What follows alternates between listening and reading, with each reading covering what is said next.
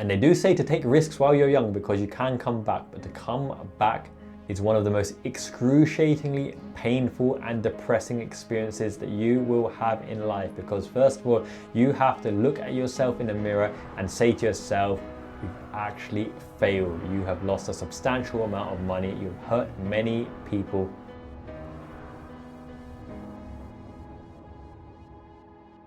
My name is Simon, and I actually beat gambling twice in my life.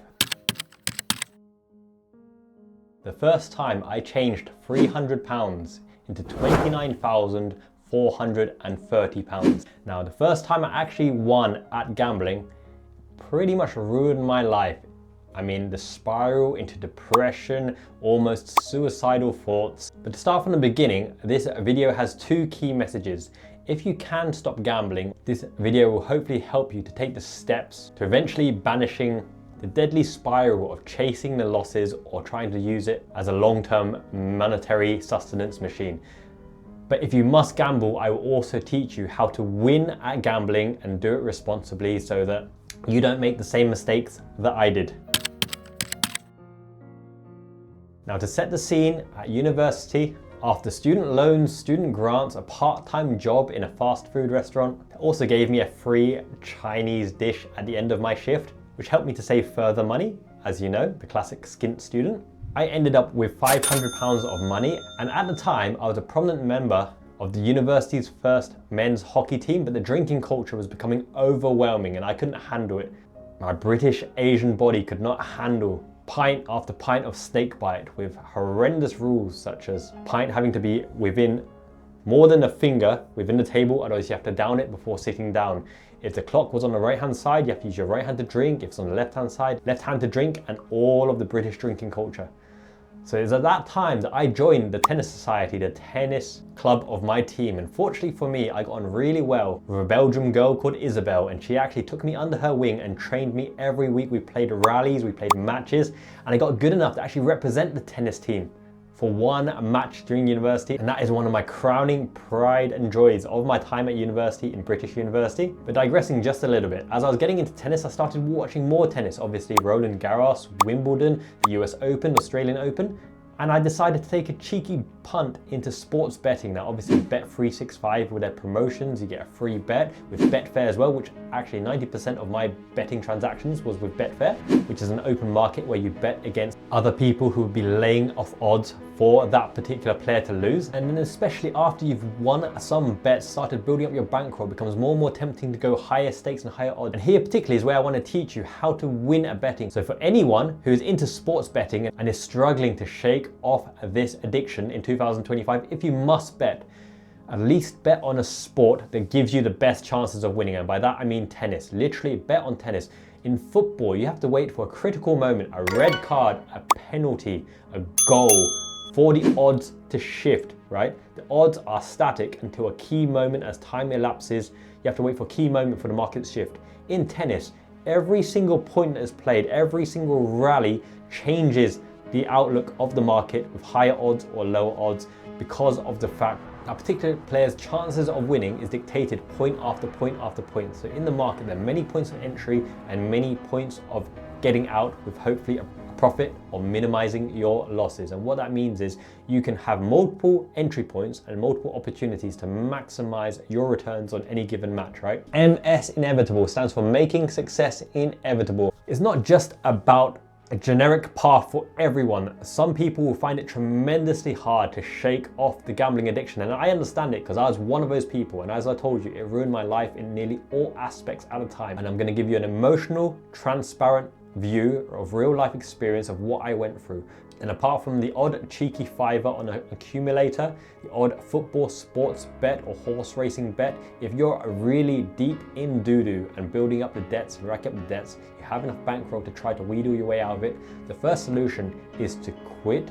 Find a legitimate means to build up your finance. Now this could be a job, a part-time job, selling things, because you don't have to make up your losses via winning again in betting. Betting is only one of a million plus one ways of making money. There comes a point in time If you've accumulated losses after losses, are spiraling in debt, and month after month, year upon year, you cannot make this betting thing work, then perhaps it isn't for you. And take some perspective to realize there's other ways to recoup that debt and restart your life again in the most positive sense. But I understand that's easier said than done, and I will give you steps on how I managed to achieve that as well. But if you must stay with betting, learn about tennis betting, because there are 4 Grand Slams a year where multiple matches happen at the same time, which means you have many opportunities to enter a particular market, a particular match, hopefully with insight, having done the research and backing a potential player and watching them in play to change your position on that particular market. And I'll give you an example. Some players like Li Na,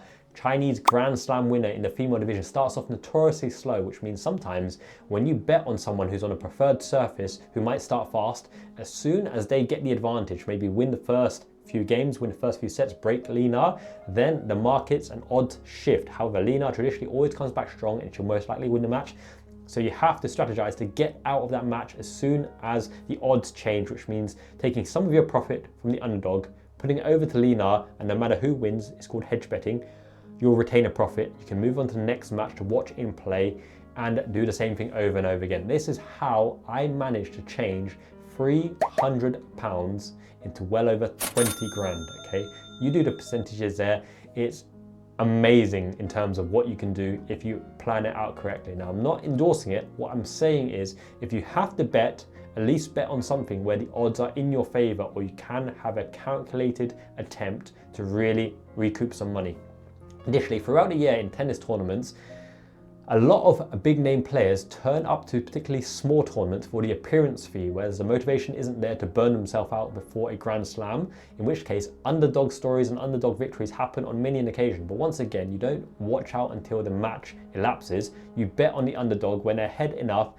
Hedge your bets, so either you minimize your losses or that you guarantee a return no matter who wins, in case the favorite is just having an off day, for example. So that is why tennis is such a good sport to bet on. Many points of entry, many exit points, many simultaneous matches, and tournaments where the motivation of the player is in question as well, right? And there's many different markets you can bet on, whether it's serving or matches or under sets or under games, etc. So really do your research, and to really show my credentials in the tennis betting odds, here are my statistics when I was a moderator at a tennis insight system where like-minded people gathered together to do the research, to do the predictions and analysis on where the money is to be made. Here's my hit percentage right here. This is evidence that I know what I'm talking about.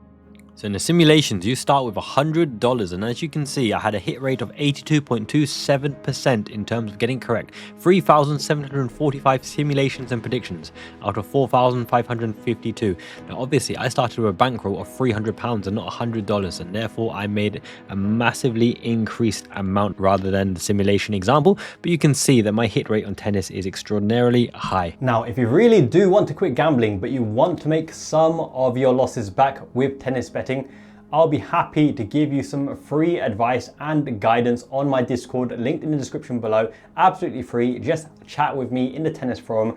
I will give you some hints, tips and tricks on upcoming fixtures, which I think potentially may be able to get you some of your losses back. However, at the same time, I will only assist you if you commit to a proper gambling quitting strategy in terms of you ending your gambling nightmare sometime in 2025. So that is my support to you guys. Absolutely free, no strings attached. But continuing on the story, my particular experience with tennis betting. So winning after winning, a strike rate of over 90%, multiple matches in a Grand Slam. The cumulative winnings, when it turns to 1,000, when 1,000 turns into 2,000, it's like compound interest when you have a winning algorithm, when you put logic and you put time towards it. And there is the first issue. You have to put a lot of time into pre-match analysis. You have to go with an algorithm that overrides your gut instinct, but aligned with your gut instinct, and not every match is equal. Sometimes it's better to incrementally make the small winnings, make £20, £30, £70 here or there, than a punt, a one-off that will win £1,000, for example. And it's painful when sometimes you have to bet £500, £800 to make that £40 in a safe manner. You can't account for human error. Now, one time I had £4,000 of potential winnings in a match between Andy Murray and Novak Djokovic.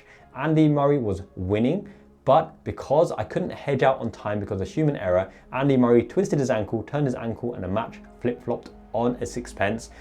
The markets close and the money is locked out. It's painful. So once again, huge time commitment. If anyone's going to succeed in gambling, you got to treat it as a business. Treat it with appropriate respect and a proper strategy.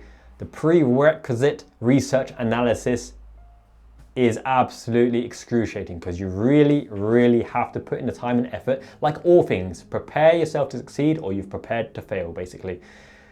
It's a big time commitment. Additionally, talking about time, right? Because matches happen all over the world, especially Australian Open and American Open when I was back in the UK in Cambridge, you have to stay up ungodly hours throughout the night hedging on matches live in play because this system relied on you to bet in play in order to gauge and judge how good your investment is happening, right? And sleep deprivation leads to stress, leads to hormonal imbalance, leads to loss of appetite, leads to weight gain or weight loss.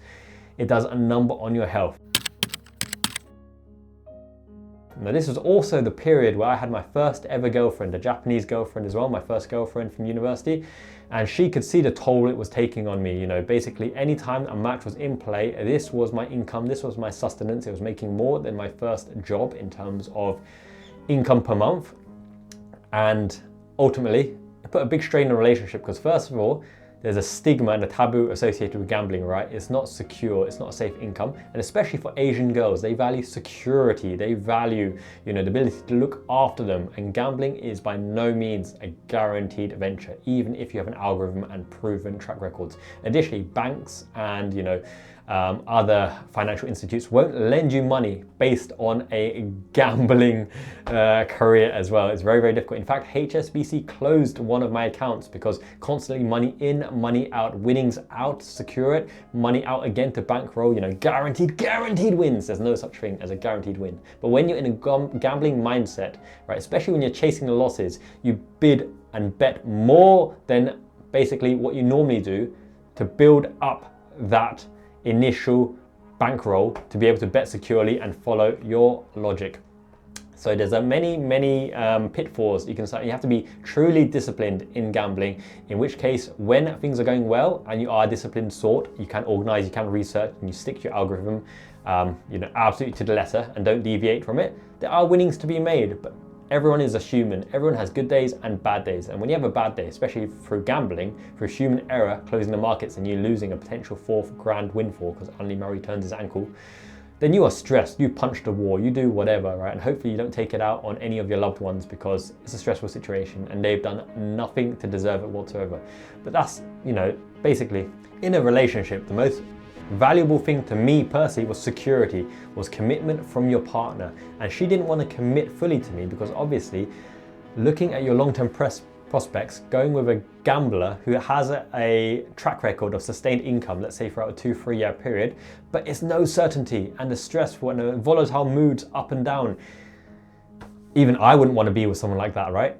And especially when your partner are dealing with their own issues, you can't always see the mental struggles, the anguish, the physical troubles and issues another person has. And especially when they're that close to you, you're kind of blindsided because of your full concentration is how you can make the next winning, which is the next match coming up, planning your sleep schedule, your excursions, your holidays and whatever in and around gambling. And that is worse when I put to you that there's no guarantee that you pre-planning and booking that time in advance for a gambling session turns out the right way, because you could be losing money or have a bad day or make a bad decisions, right? So ultimately the strain on a relationship meant it was a no-go, and for many different reasons, gambling being one of the primary ones, that relationship ended. And I guess one of the big turning points that made me kind of realized I was digging myself a hole bigger than I could crawl out of was we got gifted some family money to put a deposit on a 1-bedroom flat. Now we were living in a shared student accommodation at the time, obviously no privacy, bunked in a room 24/7. I'm working from home, she's working from home, doing some art ventures as well and commissions. So this 1-bedroom apartment could have been our salvation, you know, a bit of privacy. It could have been the start of a wonderful thing, but unfortunately at last minute the seller pulled out of the the transaction, we lost our flat and we had to stay in the shared student accommodation that we were currently in.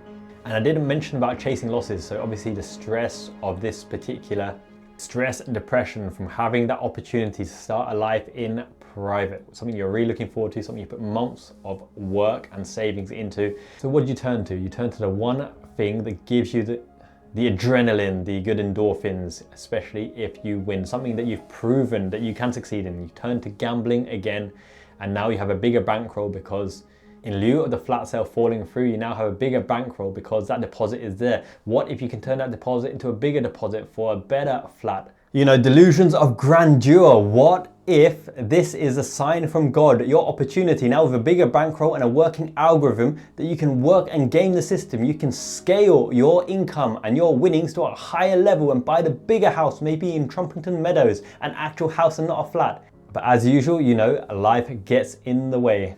Because with the girlfriend's visa situation, the lack of security and the lack of full commitment, you feel vulnerable. You feel stressed. Once again, prolonged sleeping issues, eating issues, and utilizing your shared income and the gift that you had from family members into betting. And the writing is already on the wall. Now, when you lose some of the savings that you've built up and the bankroll to get that future house, to get that future property, then you've got to look for other sources of income. So sure, back into the work market, the 9 till 5, grinding away. Part-time professional gambling is on hold for now, except from the fact that all you can think about when you're at work is the fact that making your £7, £8 an hour pales in comparison to be able to turn over £200 in any given match. While you enjoy watching the tennis match itself and watching the sporting adventure, you can't help but to flick on your phone or on the company website and put some bets in play.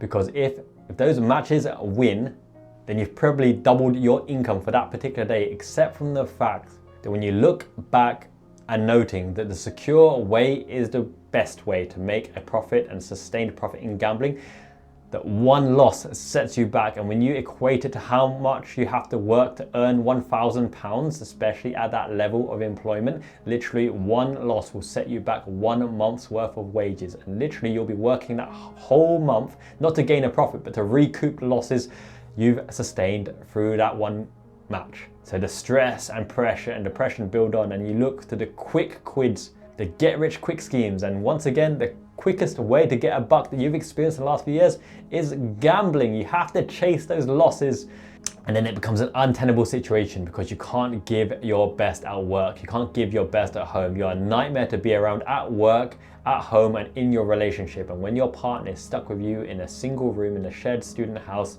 then my goodness, everything is tumbling quicker than you can imagine. So having reached over 20 grand with an initial £300 bankroll, living like a king in the final year of university, top bunk, the suite in a 6-bedroom house with my own cooker and fridge on hand upstairs if I need it as well. I lived like an absolute emperor during the last year of university, buying anything I want, any games I wanted, any clothing that I wanted.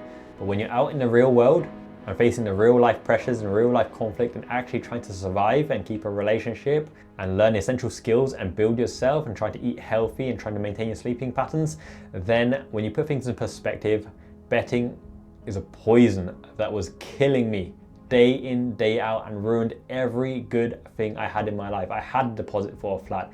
I had a girlfriend at the time. I had a good job that I could have scaled up and learned essential skills. I had a supportive family. I had everything around me to succeed. And they do say to take risks while you're young because you can come back, but to come back is one of the most excruciatingly painful and depressing experiences that you will have in life. Because first of all, you have to look at yourself in the mirror and say to yourself, you've actually failed. You have lost a substantial amount of money. You've hurt many people and you're almost not even yourself anymore. How can you be your smiley, cheerful, energetic and motivating and positive self when you're feeling utterly depressed, stressed, trapped in this endless cycle of trying to recoup losses? And how can you give your best at work? All you're thinking about is this month of work, waking up every day, going through the absolute pain of a 9 till 5 is literally not making me any profit, but is wiping off some of your debt, the debt that you owe. Now, you might have some physical goods to show for this. I had gym equipment in my parents' conservatory. I was working out. I was trying to get that buff body at the time.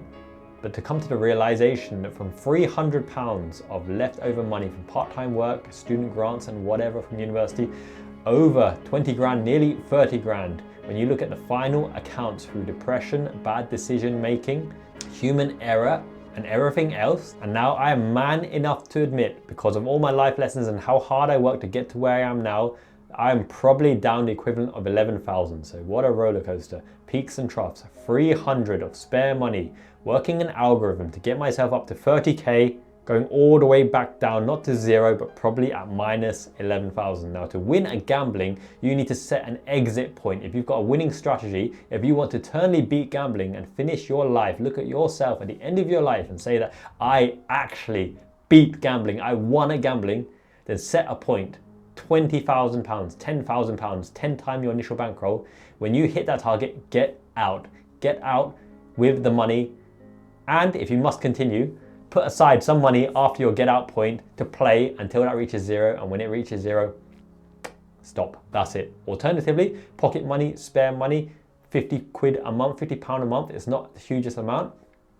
You can play it for fun. If it's your hobby, £50 for a hobby is not bad, but don't go in there with delusions of grandeur to win money. Don't go in for the adrenaline, just do it for fun, but only if you don't get addicted and it doesn't ruin your day and doesn't ruin your enjoyment in life and the enjoyment of those around you because of the fact that you cannot be the best you around them. And everyone deserves the best you, because ultimately your support system and your inner circle are there because they like you, they appreciate you and want to spend time with you. And nobody wants to spend time with a jumpy, paranoid, gambling addict who is scared to admit his losses and is thinking of get-rich schemes to recoup all that money, but also that time and effort and emotion that they've lost through the poison known as gambling.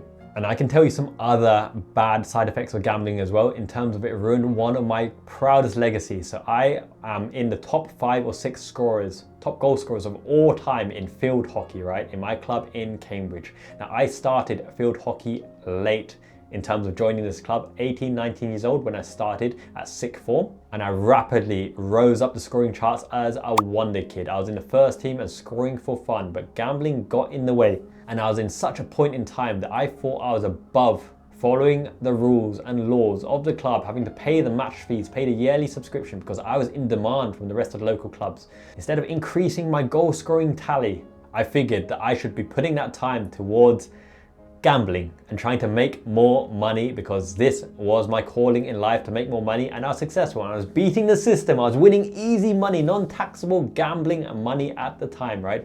So I went to a rival club to be a bit part player, and now I'm stuck on 5th or 6th on the list because I couldn't increase my goal scoring statistics at the time in my prime because I went over to gambling, and my reputation at the club took a nosedive as well. But thankfully, through the kindness and generosity of many of my friends and higher ups in that club, I eventually made my way back there and scored another, 10s or 50s of goals or whatever, and got some of my statistics back up there. But I really could have cemented my place in number 2 or number 3 on the charts at least. So there you go. The endless cycle of being drowned in your gambling addiction has so many negative side effects. And even if you do succeed in gambling, it's a stressful and depressive hobby that is like a dark demon over your shoulder calling you out to make that extra gamble, to commit more than you can afford. And it's not always that sensible too, because unless you are really strict and can follow your algorithm and your winning formula time after time repetitively, even in the face of adversity through human error when the market's closed, then it almost takes the fun out of gambling, the adrenaline, the chance and the risk, right? Because you're following an algorithm, following a formula. So gambling cost me my first real relationship. It cost me a long-term career in my first few jobs, an opportunity to make lifelong relationships and learn from some of the best mentors at those particular jobs as well. I do say in life, don't live with regret. Don't forget, but forgive yourself, right? You always have the capacity to turn your life around, especially with a great support network, your family, and you do have the chance to rebuild yourself up with all the lessons learned from the past. And I am now who I am with all the strengths and capabilities and rewards that I've earned in life because of my past mistakes. I truly thank my mum and my dad for helping me out of that gambling addiction and that hole that I dug myself. And thankfully, I managed to get rid of all the debts Once again, with the help of my parents and through working hard, and I'm now in a position where I'm truly proud of the person that I become. So if there's one message to take away, do your best to get rid of the poison known as gambling. And if you must gamble, try to gamble responsibly. And if you must make some winnings before quitting, do reach out to me on Discord. You set a realistic point where if you can recoup a certain amount, you say that is your chapter done and dusted. I will give you advice. Obviously, I can't guarantee anything. I am only doing this from a position of genuine support. And if you want to talk to a like-minded person who was in that situation in the past. So do feel free to reach out to me on Discord. Happy to help anyone. This is the good ship MS Inevitable, making your success inevitable. In here is the word able. Able at the end of that journey. At the end of your gambling journey, you are able to achieve many, many things in life. Life is long, but time is short. Use your time more wisely than gambling. Pick up a hobby, go travel on holiday, talk to people in real life, enjoy your day-to-day. And as I promised, I will do one piece of exercise, usually sprinting to lose my dad bod and to get the body that I am proud of. So I'm going sprinting out there right now. It's quite chilly at the moment, so I'll put on the jumper and start today to make your success inevitable. In the word inevitable is the word able, and you are able to do it. So join me down there. Let's lose the dad bod together. Let me know your goals and dreams for 2025 so I can support you verbally. I reply to every comment personally. And if you've ever struggled with gambling, then let me know. I have some advice to give you. I feel terrible. I've got a sore throat, a chesty cough, my head hurts. I've got a bad cold basically. Don't feel particularly great, really tired, didn't sleep either, late client work. If I don't do this, I'm gonna regret it tomorrow. I'm better than this, I'm stronger than this, and I can do it. As long as I'm physically able, I want to become the man that I envisage tomorrow, and tomorrow, I want no regrets and wake up knowing that I overcame it and can do it. Mental strength, let's do it.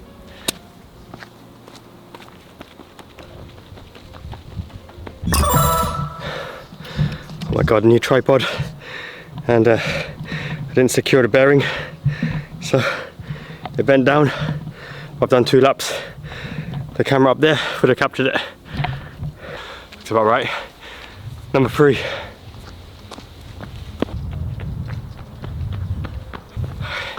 Number 3, hill sprints. You've got to give it your all and pump and go. Because the only person you're deceiving is yourself. If you don't give it 100% for the whole duration. My mentality isn't great at the moment because some issues in the personal life. But this is my safe spot. I earned the right to make a video by sprinting, getting rid of dad bod. And tomorrow, I'll be one step closer to what I want. So number 4.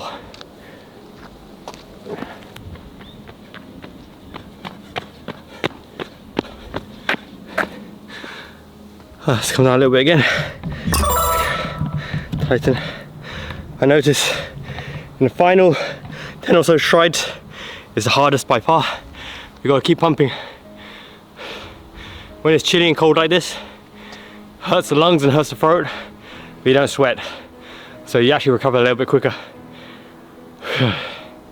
Actually being out in the open and the fresh air gets rid of a lot of the demons and doubts in your mind. Gives you some clarity of thought as well. Done number 4, it's time for number 5.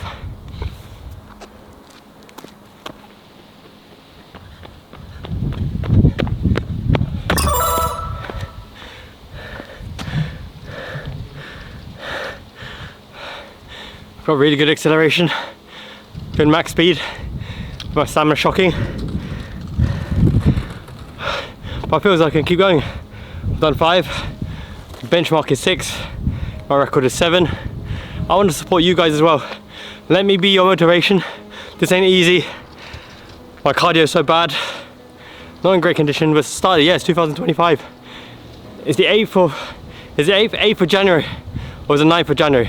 I think it might be the 9th. The record's good so far. I'm earning the right to make these videos. Let me know what your goals are in 2025. Let me be your pillar of strength and support. And support me too along the way. Don't me gato. Life in Japan with the Miyazaki man. We're going for 6, which is the benchmark.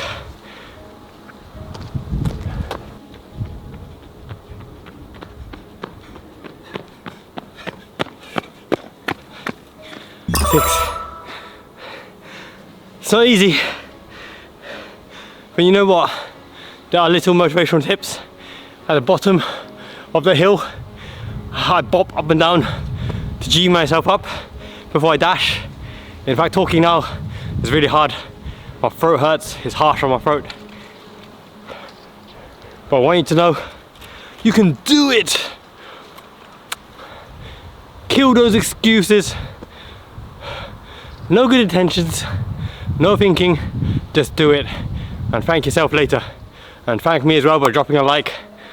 The benchmark is 6, it's around 7.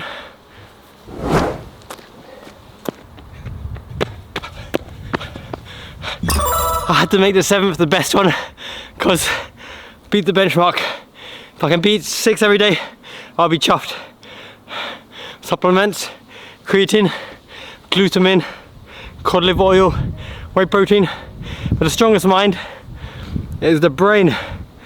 The brain can supplement your efforts and help you achieve the impossible. Impossible is nothing. It's your life and your story. Go live it. Making success inevitable, the good ship with Mushroom Boy Ato. Yes. Let's go. If you quit gambling, it's all smiles from here. No, that's you're going round. Happiness, man.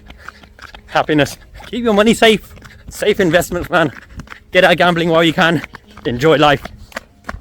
Lower stress. It's not worth the stress. Some people can make money, but you don't need that stress in your life. Live with happiness. Yes? Yes. There you go. This one. Say, stop gambling. So gambling. Well done. Well said. Yay, touch. Yay. Make sure you do smash a like on this video, subscribe if you haven't already, it will help this channel grow. I'm here for you and hopefully you're here for me too.